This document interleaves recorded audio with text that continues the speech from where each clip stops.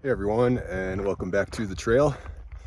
I just got back onto the Continental Divide, and the Colorado Trail and Continental Divide Trail are reunited now. So that's it for the collegiate section where there's two different paths, and now I basically have close to 100 trail miles to get to Lake City, which is a long stretch, but working in my favor is at some point in the next day or two, the trail goes down to about 9,000 feet. I'm up around close to 12,000 right now, and it's relatively flat for a long time. I would say close to 40 miles, so it's definitely possible to get some longer mileage days in.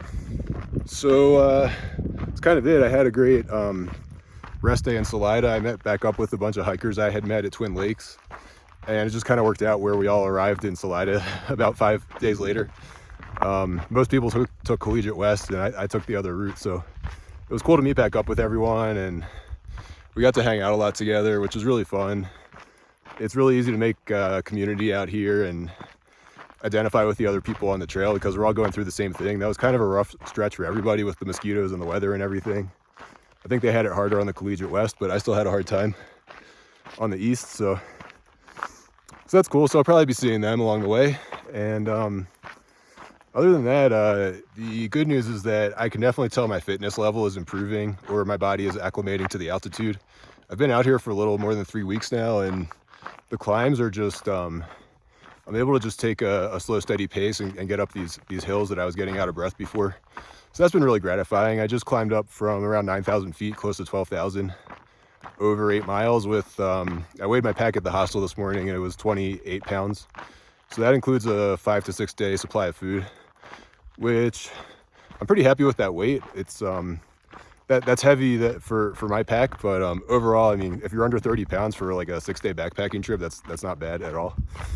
And I just climbed that 3,000 foot climb, and I feel fine. So the fitness level really does improve when you're just out here walking every day, and I am pain free, so that's great. I'm feeling good.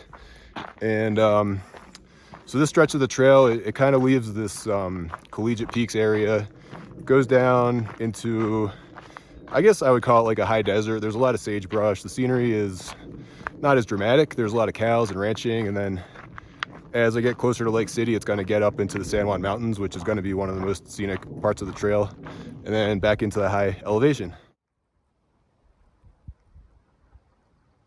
Hey everyone, it's the morning of July 21st, and still making my way to Lake City. I mentioned this was a long stretch. By the way, you can see the cows in the background. We are officially in cow country.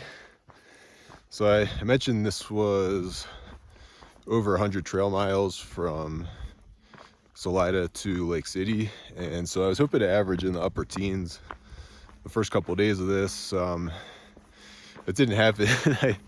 I basically managed 14 miles each day, so mainly because I brought so much food because I was pretty light on food the last couple sections, which was not too much fun if you feel like you don't have enough food. So the pack was pretty heavy. I mentioned that I had climbed 3,000 feet the first day and felt good after that, but yesterday my Achilles started aching in the afternoon, which really hadn't happened in a long time. So also I was feeling really just like sleepy tired.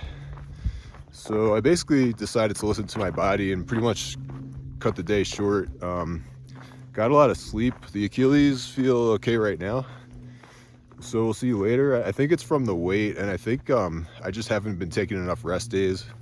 I did take that rest day in Salida, which was good, but I'm staying in hostels, and I'm kind of I'm sleeping better on the trail than in the hostel. I'm just not used to sleeping in a bunk room with a bunch of people. There was nothing wrong with the people. I think it was just kind of an unfamiliar situation. So like I said, on the Arizona trail, I was able to take 2 entire weeks off, and that really helped me recover from the wear and tear.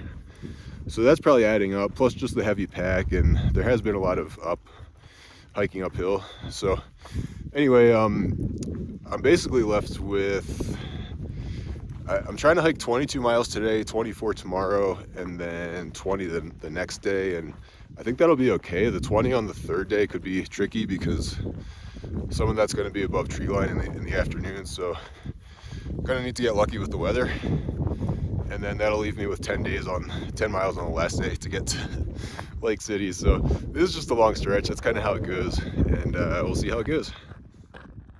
Welcome to sunny Colorado. I'm in the Cochetopa Hills section of the trail, which is not as mountainous. It's kind of between mountain ranges. It's between the Collegiate Peaks range and the San Juan Mountains. I can actually see San Juan Peak, which I'm going to pass tomorrow, which is a 14er. And I'm trying to walk 30 miles today. Kind of just for fun, but it's also going to help me get to Lake City safely, because I have to go over some high passes tomorrow, and ideally I could do that before noon. And if I hike 30 miles today, I'll have a pretty good chance of doing that. I hit my goal yesterday of 22 miles. I actually did 23, so that was really good. And this is definitely the easiest part of the entire Colorado Trail. It's very flat, and it's around 9,000 feet, so a lower elevation. But a pretty awesome thing happened yesterday that I wanted to tell you about. Huge shout out to Peppa, if you're watching this. So I met this guy, Peppa, on day one of the Arizona Trail. As shout out to Skiz. My friend Skiz hiked down to the Mexico border with me, and as we were departing, this guy Peppa passes us, and I didn't see him for a long time. And then when I was in Saguaro National Park, ran into him again. Turns out he's this super experienced thru hiker, and that was great timing because it snowed a lot in Saguaro National Park, and so he kind of broke the trail for everyone else. And that was a big confidence boost to me. I felt way safer going with an experienced person, and just hanging out with him and talking to him, I learned a lot. I got a lot of great tips. I learned a lot of hiker lingo, and just hearing all the stuff he's done, well, it was really impressive. So he was hiking big miles, and he finished the Arizona Trail way before I did. And so you meet these people, and a lot of times you don't see them again. And I'm hiking close to Flagstaff, and I see this guy in an SUV, and he's handing out food to hikers, and it's Peppa.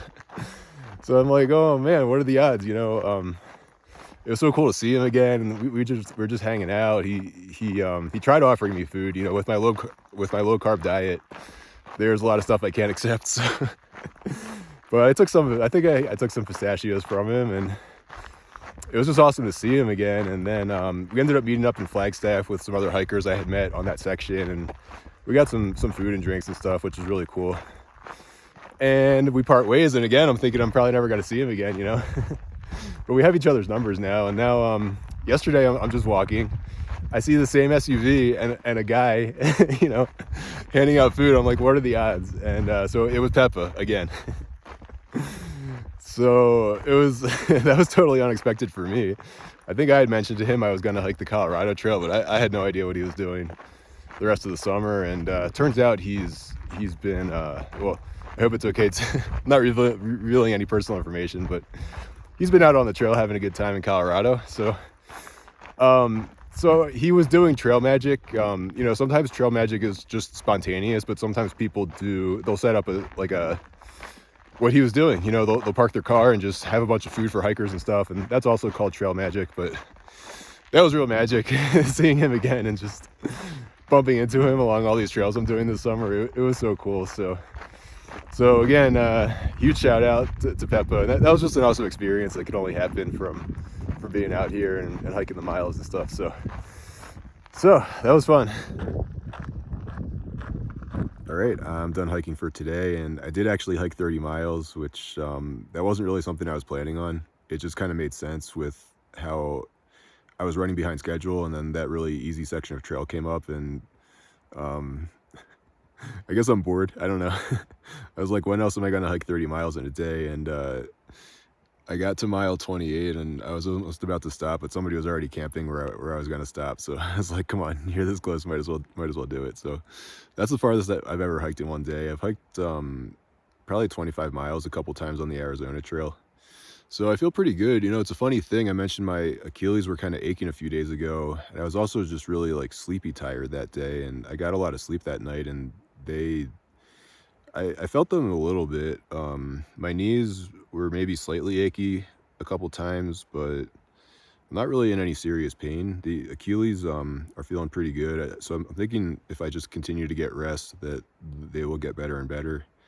And this is I'm not gonna have to do this again. Tomorrow afternoon, I'm gonna get the whole afternoon off because getting into the section of hiking where you want to get most of your hiking in before noon because the trail is above tree line a lot of the time. So that's really why I wanted to hike this far. There's 3 different sections that are above tree line, and so if I hike 11 or 12 miles by noon tomorrow, then I should be safe. And I think that's pretty doable. So that's that. You know, it's good to push your limits once in a while and test your body. So that's also what I was doing, and I felt really good all day. That's why I kept going. It just had a nice tempo, and so yeah, 30 miles in a day. So that's something I can think back to, you know, next time I'm going through something difficult. That's why I do these things, because when you accomplish something hard like that, the next time you do something hard, you can think back and say, hey, I hiked 30 miles in a day one time, you know, with a 20-pound pack on, so I can do this other hard thing that I'm facing. So all right, so getting back into the mountains tomorrow and should have some great scenery for you. All right, I am here on the saddle next to San Luis Peak, which is in the background here. That is a 14er, which is the shortest one to get to from the Colorado Trail. It's about 1.5 miles. And I could do it, but I'm not going to. I did it last time I was here in Colorado, and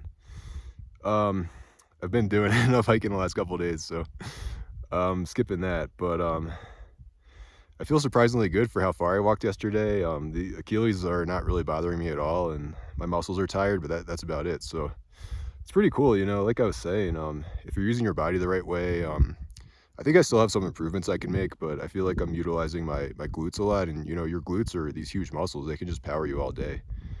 So feeling good. I have one more peak to get over, close to 13,000 feet. I got about 5 more miles of hiking today, and then I should be able to take it easy this afternoon.